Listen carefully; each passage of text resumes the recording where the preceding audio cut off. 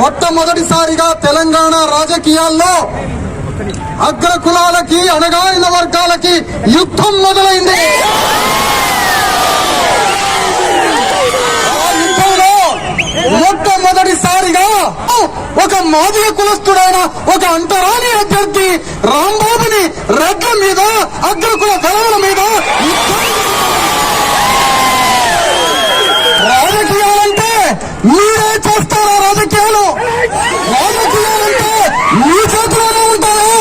భూములు, ఆస్తులు, పరిశ్రమలు, రాజకీయాలు మొత్తం 70 ఏళ్ల నుంచి 2000 సంవత్సరాల నుంచి అగ్రకులాల కబంధ హస్తాల్లో ఈ మొత్తం రాజకీయ వ్యవస్థని వాళ్ళ చేతుల్లో పెట్టుకొని ఎస్సీ, ఎస్టీ, బీసీ ప్రజలందరినీ బానిసలుగా చూస్తున్నటువంటి పార్టీలే టీఆర్ఎస్, కాంగ్రెస్, బీజేపీ పార్టీలు వాళ్ళని బంధపెట్టడానికే బీఎస్పీ